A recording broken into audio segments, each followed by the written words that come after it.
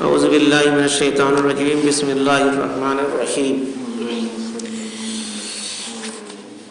یہ سورہ مائدہ قرآن کی 5ویں سورہ ہے اور ہم لوگوں نے 40 آیت تک کا بیان سن لیا ہے، جس میں اللہ تعالیٰ نے جو ہے منافقین کے بارے میں فرمایا اور یہودیوں کے بارے میں خاص طور سے، یعنی دو بارے میں ذکر ہوا کہ یہ لوگ جو ہے آپ کی بات نہیں مانیں گے، اگر ان کو اچھا لگے گا تو مانیں گے اور ان کے من کے مطابق بات کریں گے تو مانیں گے، نہیں تو نہیں مانیں گے۔ جیسا کہ زنا کے بارے میں لوگ فیصلہ کرانے آئے تھے تو وہیں پہ یہ آیت تھی۔ اب جو آگے آیت ہے آیت نمبر 41، سماعون للکذب اکالون للسحت، یہ جھوٹی باتیں سننے کے عادی ہیں، حرام کے بڑے کھانے والے ہیں۔ یعنی یہ جو لوگ ہیں، یہ جو منافق اور یہودی لوگ ہیں، یہ جھوٹی بات سننے کے عادی ہیں اور حرام کھانے کے عادی ہیں۔ تو ان کے بارے میں کیا کیا جائے؟ تو اسی کے بارے میں اللہ تعالیٰ نے فرمایا ہے کہ آپ ان کے بارے میں جو صحیح فیصلہ ہو کر دیجئے اور بہت فکر نہ کیجئے، نہیں تو آپ جو ہے غمگین ہوں گے اور اس سے ان کے اوپر کوئی اثر نہیں پڑے گا۔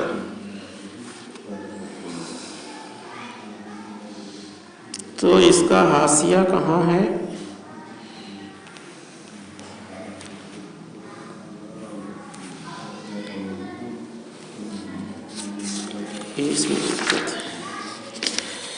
تو اس سے معلوم ہے کہ جس طرح جھوٹ اور غلط بولنا حرام ہے، اسی طرح جھوٹ اور غلط اور خلاف شرع باتیں سننا بھی حرام ہے۔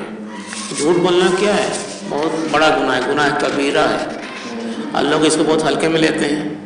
ایک حدیث میں آتا ہے کہ اللہ کے رسول صلی اللہ علیہ وسلم فرمایا کہ مومن جھوٹا ہو ہی نہیں سکتا، اگر وہ جھوٹا ہے تو پھر مسلمان ہے ہی نہیں، جس نے جھوٹ بولا وہ مومن ہے ہی نہیں ہے، انہیں گناہ کبیرہ۔ تو یہی پہ آیت بیان کی جا رہی ہے کہ یہ جھوٹی باتیں سننے کی عادی ہیں اور حرام کے بڑے کھانے والے ہیں۔ اس سے معلوم ہے کہ جس طرح جھوٹ اور غلط بولنا حرام ہے، اسی طرح جھوٹ اور غلط خلاف شرع باتیں سننا، یعنی اسلام کے خلاف اگر کوئی بات ہو رہی ہے تو اسے سننا بھی حرام ہے۔ یعنی حرام سے مراد یہاں رشوت ہے، جیسا کہ صحابہ رضی اللہ عنہم سے منقول ہے کہ یہودیوں کے احکام اور ان کے بڑے بڑے لوگوں کا حال بیان کیا جا رہا ہے۔ وہ حرام اور رشوت کھانے کے عادی ہو گئے تھے اور رشوت لے کر غلط فیصلے کیا کرتے تھے۔ تو کیا آج ہم مسلمان نہیں کر رہے ہیں؟ ہم بھی حرام کھانے کے عادی ہو گئے ہیں اور رشوت لے کے فیصلہ کرتے ہیں۔ بھائی جہاں پہ ہم طاقتور ہیں، اگر ہمارا آدمی غلطی کیا ہوا تو اس کو ہم بچانے کی کوشش کرتے ہیں، اسے فائدہ ملے گا، اور کوئی غریب آدمی ہے تو اس کو دبوچنے کی سکر۔ یہی کام یہودیوں کا بھی تھا، یہی کام مسلمانوں کا، اس سے بچنا چاہیے۔ رشوت اسے کہتے ہیں جس کا معاوضہ لینا شرعاً درست نہ ہو، اس کا معاوضہ لیا جائے۔ مثلا یعنی مثال دے کے سمجھایا جا رہا ہے کہ افسر اور کلرک کے ذمہ فرض ہے کہ وہ اپنی ذمہ داری نبھائے اور جس کام سے ان سے متعلق ہے قانون کے مطابق وہ کریں۔ اگر وہ کام انہوں نے معاملے والے سے رشوت لے کر حق اور صحیح اور حق کے مطابق کیا، تب بھی ان کو رشوت لینے کا گناہ ہوگا۔ کہ بھائی کوئی آدمی ہے، اس کی ڈیوٹی ہی ہے کام کرنا، کام تو اس نے صحیح کیا مگر پیسہ لے کے کیا، جبکہ اس کو تنخواہ ملتی ہے، اس کام کا بدلہ اس کو پیسہ ملتا ہے جہاں پہ مقرر ہے، تو مگر اس نے ایسا نہیں کیا تو وہ حرام ہو جائے گا۔ بھلے سب کام صحیح کیا مگر پیسہ لے کے کیا، کام تو حلال تھا مگر پیسہ جب لے لیا تو وہ کیا ہو گیا؟ حرام ہو گیا۔ تو یہ کہ ان کو رشوت لینے کا گناہ ہوگا، اور رشوت کی وجہ سے ناحق اور غلط کام کیا تو رشوت کے گناہ کے ساتھ ظلم اور حق تلفی بھی ہوگا۔ یعنی اگر رشوت لے کے غلط کام کیا تو ڈبل ہو گیا معاملہ، کہ اس نے کسی کا حق مارا، کسی کے اوپر ظلم کیا، تو اس کے اوپر ڈبل گناہ ملے گا۔ تو یہی کوئی بات کہی گئی ہے کہ ان کی یہ عادت ہو گئی تھی اور اس طرح کا کام یہ یہودیوں کیا ہوتا تھا۔ اب آگے آیت دیکھیے، لِلسُّحْتِ فَإِنْ جَاءُوكَ فَأَحْكُمْ بَيْنَهُمْ، اور आरज़ अन्हुम व इन तारज़ु अन्हुम, तो अगर ये लोग आपके पास आए तो चाहे आप उनके दरमियान फैसला कर दीजिए या उन्हें टाल दीजिए। अगर ये आपके पास फैसला कराने आते हैं तो आपके पास अख्तियार है कि आप उनको टाल भी दीजिए या तो फैसला कर भी दीजिए। अगर फैसला करते हैं तो अल्लाह के रसूल का फैसला क्या होगा, शरीयत के मुताबिक होगा। वहीं पे बात कही कि इसमें एक हदीस है, सुन लीजिए, कि हज़रत इब्न अब्बास रज़ियल्लाहु अन्हु से मनक़ूल है कि फ़ैसला करने या न करने का अख्तियार हुज़ूर सल्लल्लाहु अलैहि वसल्लम को शुरू में था, फिर इस्लामी हुकूमत का इक़्तिदार और गलबा हो गया तो ये आयत अन अहकुम बैनहुम बिमा अंज़लल्लाह का हुक्म नाज़िल हुआ, यानी कि उनके मामलात और निज़ात का फ़ैसला अपनी शरीयत के कानून के मुताबिक कर दिया करें। यानी आप सल्लल्लाहु अलैहि वसल्लम जो भी फैसला करेंगे, जब आयत नाज़िल हो गई तो अल्लाह का जो हुक्म होगा उसी के मुताबिक फैसला करेंगे।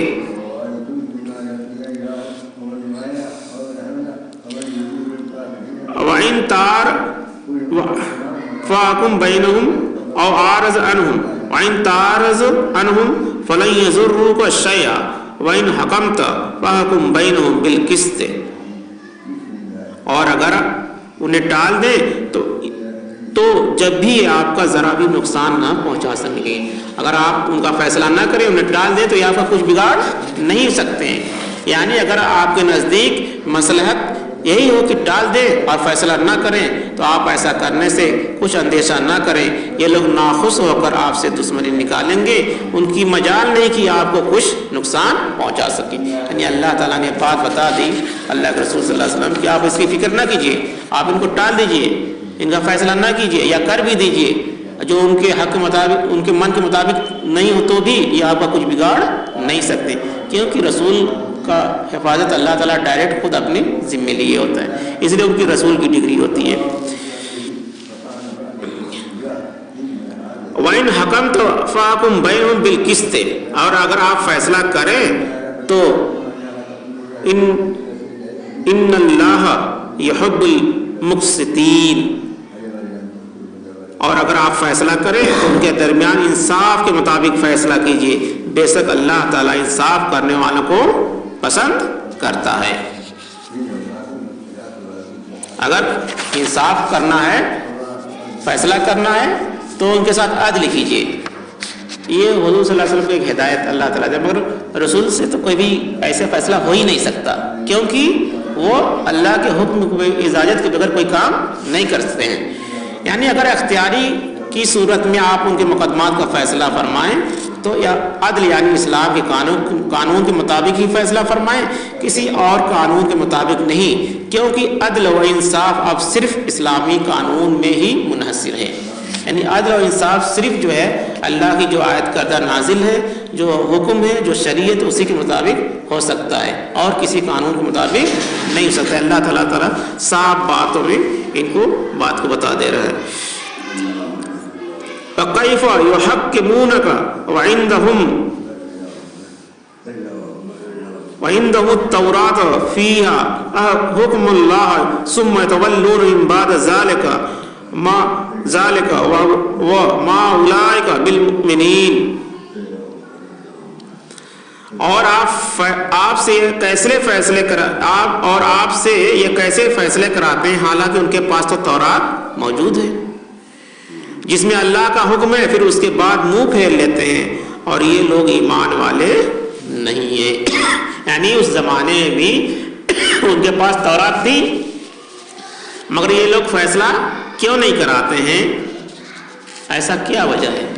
तो अल्लाह ताला यहाँ पे वजाहत फरमा रहे हैं। यानी हैरत और ताज्जुब की बात है कि जिस तौरेत को ये अपनी आसमानी किताब मानते हैं उसके फैसले पर तो राजी नहीं है और आपके पास फैसला कराने आते हैं।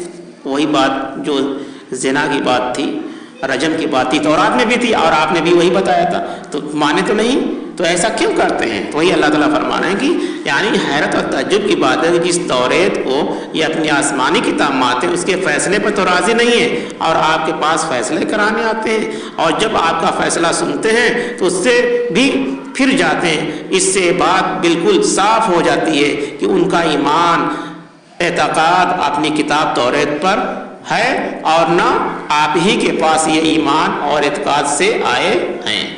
یعنی اس کتاب پہ بھی ایمان نہیں ہے اور حضور صلی اللہ علیہ وسلم کی بات پہ بھی ایمان نہیں ہے. بس وہ یہ چاہتے ہیں کہ ان کے من کے مطابق فیصلہ ہو جائے. وہ جو چاہتے ہیں ان کے من کے مطابق فیصلہ ہو جائے. اور آج مسلمان بھی اسی راستے پہ ہیں، یہ بھی جان لیجیے. آج مسلمانوں کی بھی حال یہی ہے.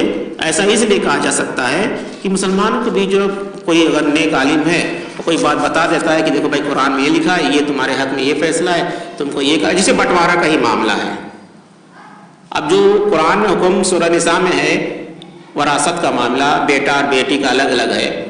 کچھ لوگوں کو بتایا جاتا ہے بھائی چلو یہ سب بات کی بات ہے، ایسے لوگ بولتے ہیں نا.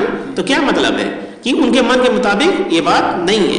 تو ہم کہیں نہ کہیں یہ بار بار اللہ تعالیٰ یہ بات اس قرآن میں اس لیے بتا رہے ہیں کہ دیکھو تم جو ہے یہودیوں کے راستے پہ مت چلنا، نہیں تو تباہی و بربادی ہو جائے گی. اور ہم کہیں نہ کہیں ہماری اکثریت قوم ملت اسلامیہ جو اپنے آپ کو مسلمان کہتا ہے وہ اس کے من کے مطابق ہوتا ہے تو مان لیتا ہے، اب من خلاف ہوتا ہے تو نہیں مانتا. جس نماز ہی پڑھنا ہے، نماز پڑھنے موضوع بنانا پڑے گا، مسجد میں 5 وقت آئیں، اب ان کے من کے مطابق نہیں ہے. اب وہ ہفتہ میں ایک دن بنا لیں کل جمعہ ہے نماز پڑھ لینا ہے، تو وہ اپنے من سے رول بنائے ہوئے. جبکہ اللہ کا حکم ہے کہ 5 وقت کی نماز پڑھنی ہے. ہر بالغ مرد عورت پر 5 وقت کی نماز فرض ہے. اور جس نے نماز چھوڑا اس نے کفر کیا، ایک حدیث میں ہے. اور جو نماز نہیں پڑھا وہ مسلمان نہیں. یہ صاف حدیث ہے صحیح مسلم کی. تو ہم غور فکر کریں اس بات پہ کہ ہم کس راستے پہ جا رہے ہیں اور ہماری تباہی و بربادی کا راستہ کیوں ہے. ہم اس پہ غور کرنا چاہیے. اللہ تعالیٰ سے دعا ہے کہ ہم لوگ کو اس آیت کے مطابق اور اپنے سماج کے یعنی اپنے گھر والوں اور محلے کو اس بات کی ہدایت دیں، لوگوں کو بتائیں جس کی جو طاقت ہے کہ جو قرآن کا حکم ہے، جو اللہ اس کے رسول کا حکم ہے، اس کے مطابق اپنی زندگی گزاریں، نہ کہ یہودیوں جیسا ہم اپنی راستہ اختیار کریں. سبحان اللہ بحمدہ، سبحانک اللہ بحمدک، نشہد ان لا الہ الا اللہ ونستغفرک ونتوب الیک. سبحان ربک رب العزۃ عما یصفون وسلام علی المرسلین والحمد للہ رب العالمین. Yeah.